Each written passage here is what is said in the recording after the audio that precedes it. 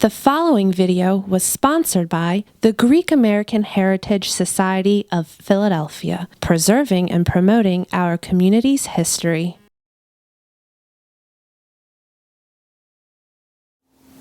Our guest today has delivered arguably more Greek babies in our community than anyone else. For the last 34 or 35 years approximately, he's been a member of the Philadelphia metropolitan area community. He is Dr. Nicholas Tsirakoglou. Along with his wife, Despina Tsirakoglou, they've managed a family practice in Upper Darby for more than 23 years. Dr. Tsirakoglou, welcome to Cosmos Philly. Σας ευχαριστώ πάρα πολύ που έχω την τιμή να έρθει στο σπίτι μου ένα από τα καλύτερα κανάλια της περιοχής και της ελληνικής κοινότητας και θα είμαι πρόθυμος να σας απαντήσω ό,τι θελήσετε. Ευχαριστώ πολύ. Let's talk about your life as a child. First, you've got a very interesting story.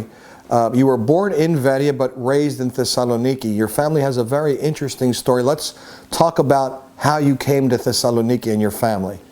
I came to Thessaloniki because at that time there was the civil war, or as other people call it, Simoritopolimos, and the communists were against my father. They wanted to catch him and kill him because of political reasons, and that made us move to Thessaloniki, which is a larger city and easier to hide. Of course, my father was not living with us at that time. He was going to different places to avoid being caught, and then we survived in that way. So coming to Thessaloniki, I have of course the impressions from Veria and all my relatives, but in Thessaloniki were my first impressions, my first love, my first education, love of life, of course, I mean. And over there I started, I had all my education in the elementary school. In the high school they called high school for boys, second high school for boys, which means in United States reality it's the middle school and the high school. And this was in the center of Thessaloniki, downtown, close to St. Sophia Church. And after that, finishing the high school, I took the exams to enter in the medical school. You chose a medical career. How did you come to term with that decision? What was what evoked you to take that path? At first, I could say, though I agree with many people that say the family and the instinct plays a role, but my conception of life at the early age, I saw that medical profession was something which could give you the opportunity to serve the community, and of course not to avoid that, to have a much better life. And having better life, it was a good way to serve better the community better. Also, my maternal grandfather was a famous physician in Veria. His name was Nikolaos Antoniadis. And then my mother's brother, Theo Solon, Uncle Solon, who was also my mentor, he influenced me a lot to become a physician and also to choose his specialty, obstetrician, as an obstetrician gynecologist. Of course, this idea was set up, I could say, from the early years of my high school. So let's say by the age of 12 to 14, I have fixed in my mind what I should be later on. You also served in the Greek military, and when you finished high school, I believe you said to me that you had, for a brief time, lived and worked in England. Could you tell us a little bit about that background? Yes.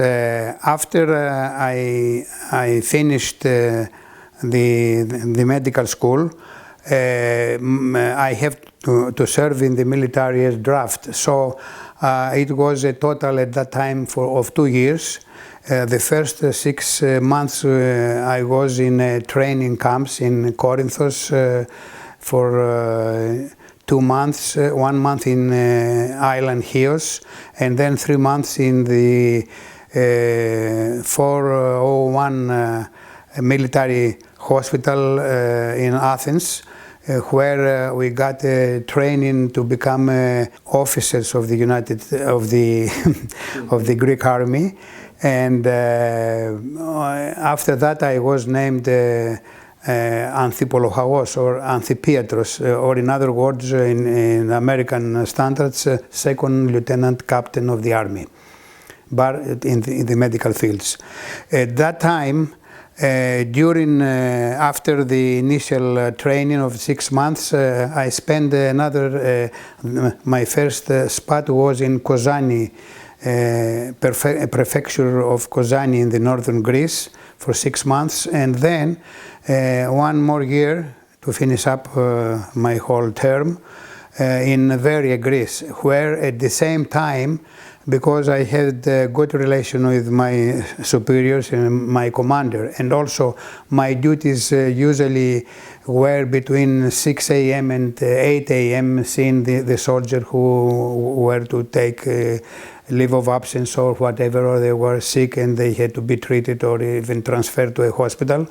And then after that I was practically free, and since of the good relation, he allowed me to leave the camp, of course being on telephone all the time, and I did out of the service, όπως λένε ελληνικά, εκτός υπηρεσίας, 1 year of general surgery, which was a prerequisite to start the obstetrics gynecology training.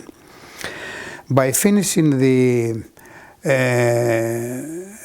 my military obligation, my thought initially was, my dream I could say, was to take my residency abroad, and especially to the United States, and then come back. But before that, for various reasons and influences by friends, we went to London, England, where I worked for several months, initially in the emergency room in the Royal Northern Hospital of London, a very famous and big hospital. If I remember correctly, about 800 to 900 beds.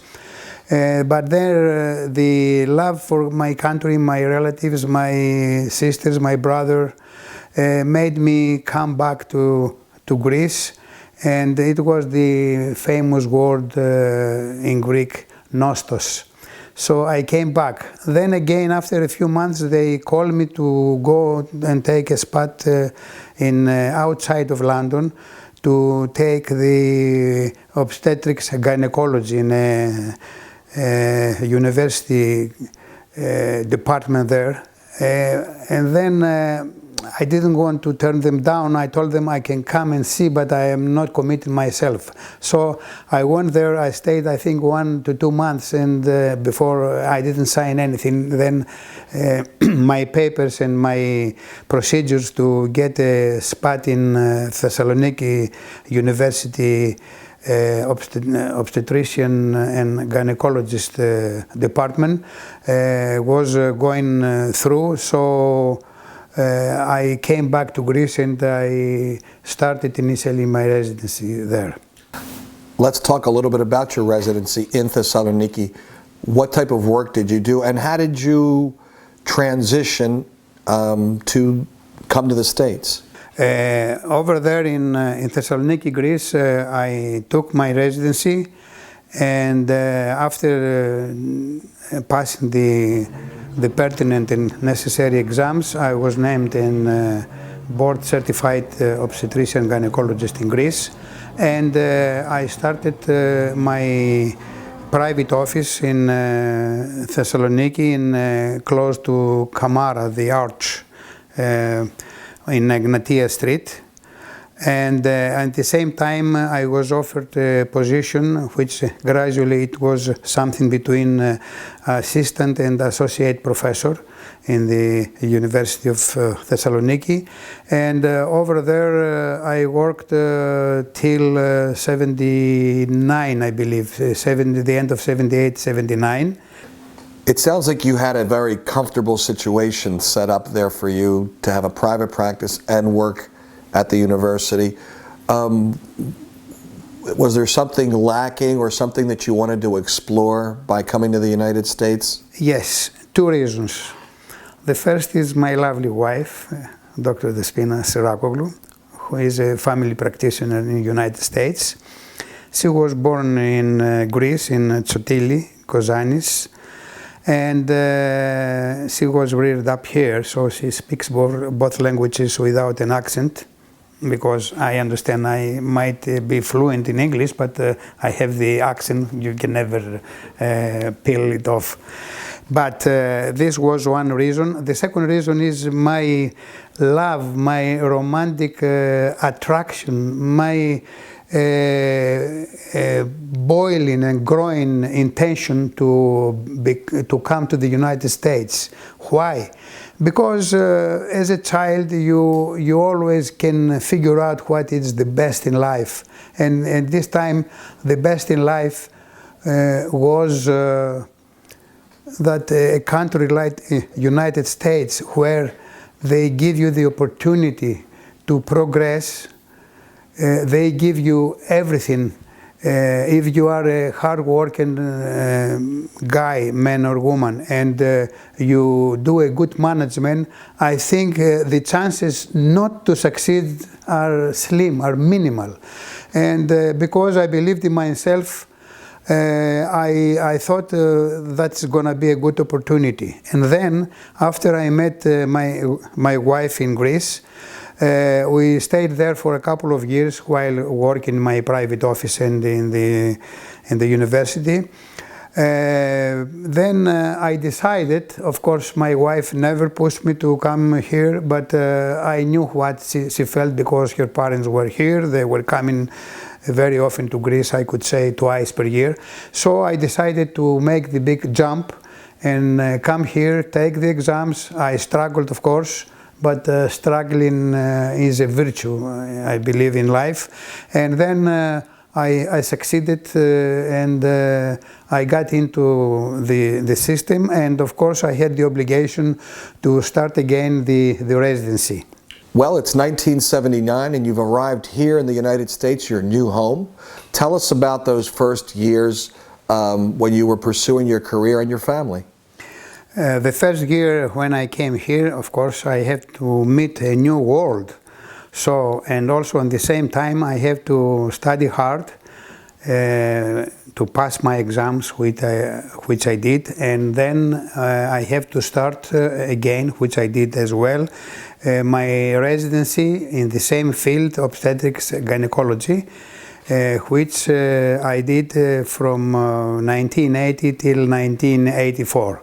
Dr. Despina now, Despina, my wife, initially she was not a physician, and she actually was offered a spot in the medical school when we got married in 1975.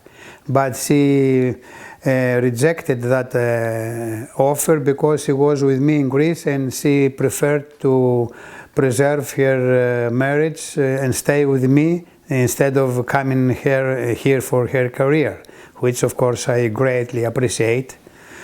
And then when we came back here again, she reapplied and she was accepted, but not right away after I started my practice as an obstetrician gynecologist. For a few years he was helping me in the office as my office manager. Where was that office at? This office was in 1612 West Chester Pike, where we have our house, and we modified it in the front to become an office with the reception area and examining rooms, and etc. at that time. Then later on, her love for the medicine urged her to reapply, which I agreed and pushed her to do that. So she was admitted, and by that time we started making family. We have one son, and then we have a second one in 1982 while I was a resident. And actually I was helping the obstetrician who did the cesarean section as a resident here, which is very exciting. And then at that time, later on after that, she finished her master's in biology before she went to medical school. And we have our second son who had to be breastfed. And one time I remember specifically, which is very moving, she was taking the exams in one room, and then her mother was in the next room holding our younger son Elias. Where did this take place? In Villanova University. So your wife had to actually get up during class, leave? Permission to go out for 10-15 minutes on the next room, the back room actually, where her mother was holding our son. She went there, breastfed the baby then, which now a surgeon, and then she came back and continued her exam. She was gratefully allowed to do that. Tell us a little bit about, you have two sons. Tell us a little bit about them. I have two sons. The first one is a master in chemistry. He finished the Michigan school. His MS in analytical chemistry. And he was initially supposed to go to the medical field, but his love for the music made him stop, and he didn't get his PhD in chemistry. So he went after that to Temple Music School. He finished the music department of Temple, and he is a baritone. He gave several recitals and concerts here in the United States in different places, from Seattle, Washington down to Florida or California.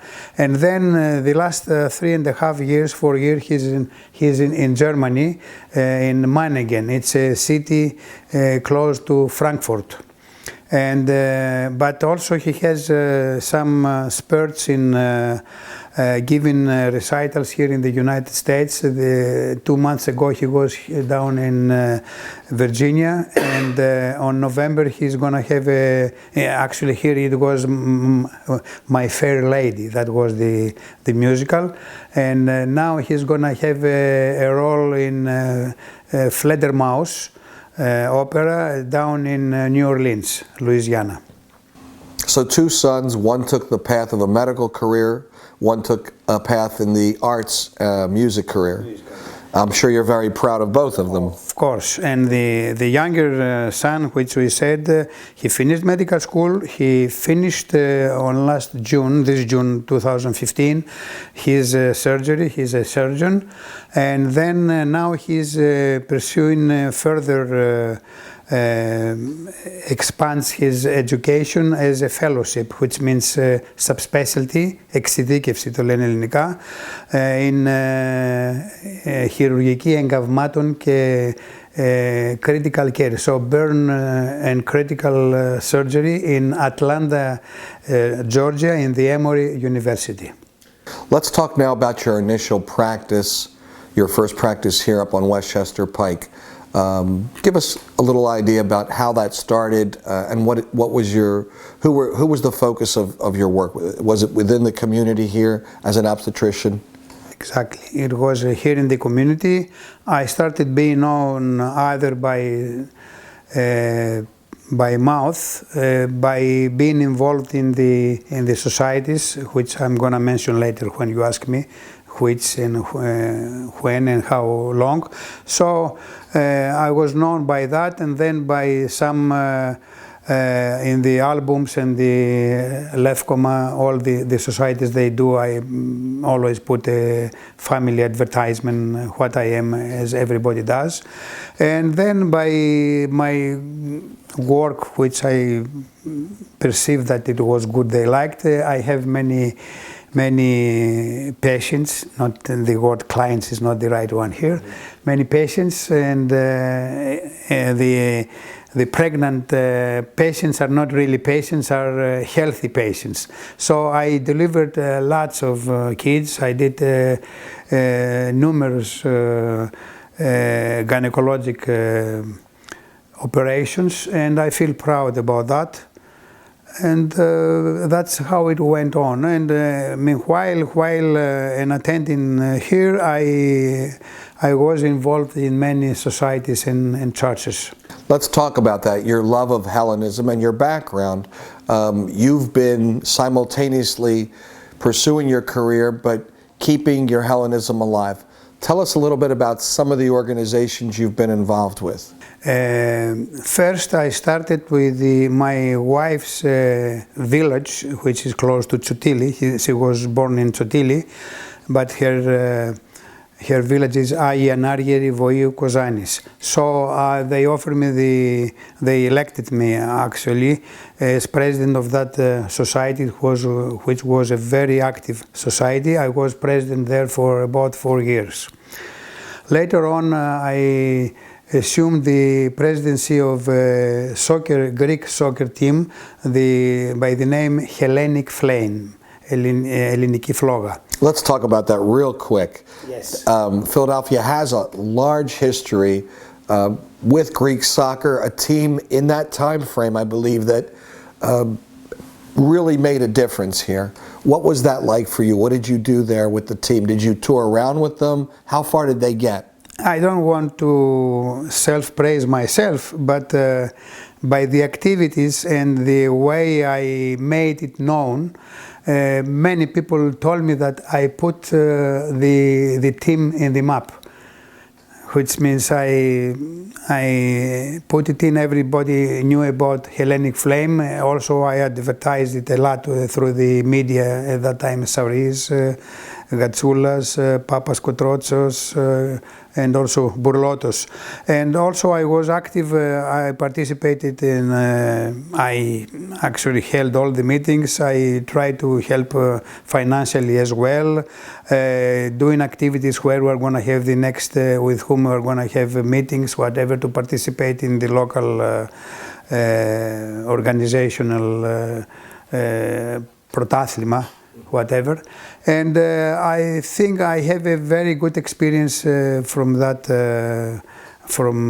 this involvement with that. And some of the other organizations, can we mention them? Yes, after that I was a member, of course, of AHEPA, and now I'm a board member of Thermopylae chapter of Upper Darby, but initially my first initiation was in Hercules of Philadelphia. But then my many friends of Thermopylae made me switch to that department, especially the Honorable Judge Harry Karapalidis, which is my friend.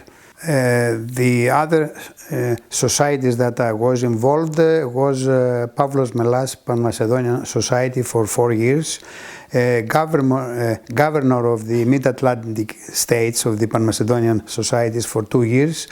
I was president for 4 years in the St. Demetrius Greek Orthodox Church of Upper Darby, and then I am a member of the Philadelphia University Club, and to mention a few. And of course some medical societies that have with the United States laparoscopists group, and also in the Medical Society of Pennsylvania. So after so many years being in the country, you've done your residency, you and your wife have established careers, you've started a family. Let's talk about how you preserved Hellenism at home and in your hearts. Okay. In my family, we speak Greek at home. My sons know Greek well, fluently. They got their degrees from Temple University, taking the exams in the Greek language. We have private tutors like the guy that goes in Upper Darby, this is Papa Nicolaou, who come private lessons. I wanted them to be fluent in Greek language. Then I was sending our sons, both of them, to Greece every summer with the help of my in-laws, especially my mother-in-law, which took a very good role, and she helped us a lot. So, and I sent them, when they were in Greece, they stayed 2 or 3 months. For 1 month, they were members of the camp of the Greek YMCA. YMCA is Young Men's Christian Association. In Greece, they call it HAN Thessalonikis, Χ Αλφα Νι, Χριστιανική Αδελφότητας Νέων. So they were there, the central office is in Thessaloniki part, and the camp, η κατασκήνωση, είναι in Χαλκιδική, in Άγιος Νικόλαος. So they were there as members, as vice chief, υπαρχηγός, αρχηγός, and στέλεχος, which means member of the team, of the governing team. So they were mingled with the Greek people, real Greek. They learn the good Greek language and also some slang expressions, which, well, they are going to hear. They don't use it, as I believe. The other thing that I did to have them have Greece in their heart, I made them Greek citizens. Of course, in non-papers, everybody that has a father or mother or both of Greek descent, they are considered Greek, but you have to do the legal way of having the papers. So they have Greek ID, αστυνομική ταυτότητα. They have Greek passport if they need it. They have they behave in Greece like Greek citizens. And then my older son, who is baritone in Germany, he communicates and commutes from Greece to the European countries only with his ID card. In the United States, as ID card, we have the driver's license, or the special ID card when people do not drive. But there with that, and they are very grateful for this opportunity that they have. So by make them Greek citizens also, because dual citizenship is allowed and accepted by both parties, by United States and by Greece, I think I fulfilled a big part of their Greek conscience. You came into the Philadelphia Greek community at a time where it was evolving, where the history of one community, the Center City, Philadelphia community, was now in stage 2, where people were moving into the suburbs. How has the Greek American community changed today? From the time I came, there were more newcomers at that time, which is not the case now. Less people come. Most of them are still established in Upper Darby area, but many have moved without losing their connection with Upper Darby, because they are still members of St. Demetrius Church of Upper Darby, but they moved to different places like Brew Mall, Havertown, Newtown Square. Specifically for myself, my first residence was with my in-laws in Brew Mall, and then later on down the pike we moved up here in Newtown Square. But my heart is in Upper Darby, because our office is there from the beginning, to begin with. So I am most of the hours of the week we are in Upper Darby. You spent some time in the, I think, 70s or 80s broadcasting medical advice. Can you tell us a little bit about that? Yes, I had the opportunity. They asked me, and I also offered myself to make some small 10-15 minutes lectures every week from different broadcasting stations like Mrs. Sari at that time, from Mr. Gatsoulas, from Mr. Papas and Kotrotsos. Kotrotsos was the general director over there, with whom I had the main connection, and he was a very nice guy. And I thought that I was offering something to the community, some knowledge in plain language, in Greek language, in their native language, so they can better understand. I was receiving questions, I was responding to them on the next lecture, and basically, of course, I did it basically for that reason. Of course, on the side there is something of collateral publicity for me, but this was not my main purpose, because I wouldn't mind, even I offered in the beginning to Mrs. Sari to just say our medical advisor will give you a lecture without mentioning the name, but she said they have to know who he's talking about, if it's really a doctor or it's someone else. Is there a particular achievement that you're fond of, that you've accomplished throughout your career? Well, the thing is that I came to the United States. I have to go through all the channels in order to, all the pathways in order to reach the way I am now. I tried to be good, to help as many people as I could, within reason, of course, because that's the reality is a reality.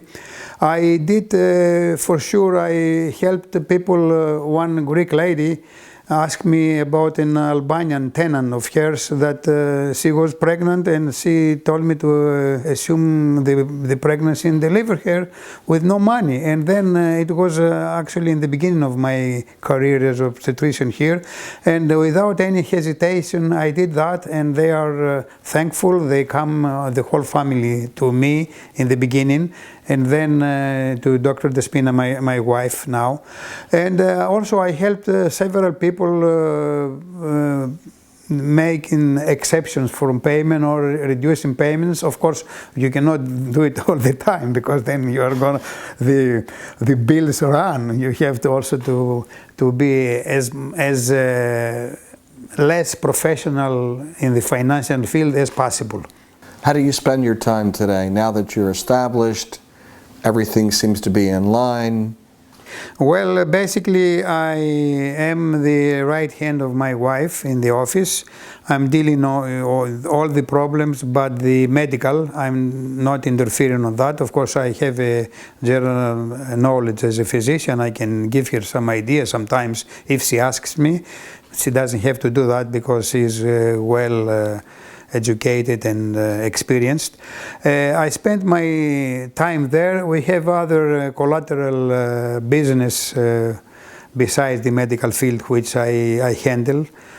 And also as a kind of sport, lately, since about 8 or 10 years, I started doing some shooting with just not really for self-defense. That's the excuse I give in order to get my license. And also Dr. Despina has a license, but she never practices lately. I'm going to the ranges and once per month or something. And also I have a motorcycle, Harley, which I don't have too much time to deal with that, but I'm driving it once per 1 or 2 months for a few miles. 2 trips a year, sometimes 3. Sometimes 3 in the past. Now lately it's two times per year. What do these trips do for you? They elate me. They give me.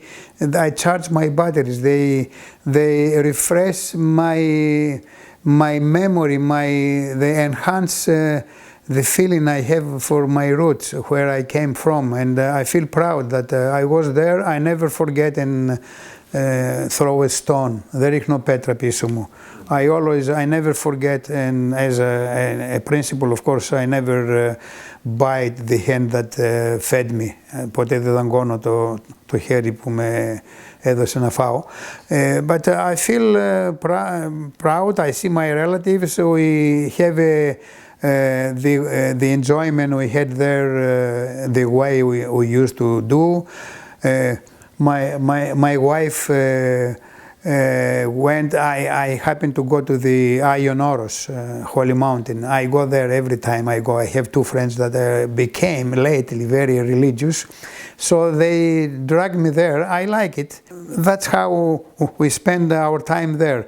And sometimes I went to for other reasons. So the last time we were there, and it was the Δημοψήφισμα, the referendum done.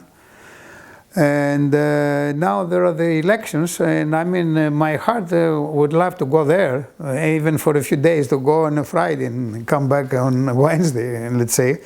But it's difficult. I mean, I don't know. My love is my heart, in the bottom of my heart is Greece, of course. Now, realistically, to go and move there permanently and come in once per year to the United States, it's not realistic. It's not possible because of the current obligations. So we have, as I said, concurrent things going on, which I have to take care, financial and anything that I have to do. It's impossible to stay there for this reason. Of course, there can be a combination to spend more time there instead of going for 2 or 3 weeks like a thief, I would say, in Greece, and then come back. And for me, on March usually I go for 2 weeks or 3 and then coming back. We could, if when Dr. Despina retires from family practice, then we could go, let's say, to stay 3 months on the summertime, 3 months on the winter time, and the other months here in Florida. So we could then we could be in touch with our preferences here and our obligations, and on the other hand, completing and fulfilling our staying in the motherland. One final question. You've mentioned that you were considering traveling back to Greece to vote. What are your feelings about what's happening in Greece, and why would you go back now just for the vote? Well, it's ethnic, I could say, Hellenic, καθαρά ελληνική αίσθηση, a feeling that I don't think one vote is going to play a big role on that, but I will have the greatest of the satisfaction that I put a small stone on the big pile. So to help, and because the situation is not good, I am in favor of the European direction with the euro, and I know that it's going to be a coalition government now, and I'm gonna feel proud if I just participate with the minimal things for that. Dr. Tsirakoglou, thank you for speaking with us today. My thank you to you. It's my obligation to tell you that I appreciate your coming here. You are the best canali in the area, and you promote Hellenism. And I'm glad that I'm offering something minimal to your big effort. For more information about sponsoring or viewing the interview series, visit the Greek American Heritage Society of Philadelphia online at gahsp.org.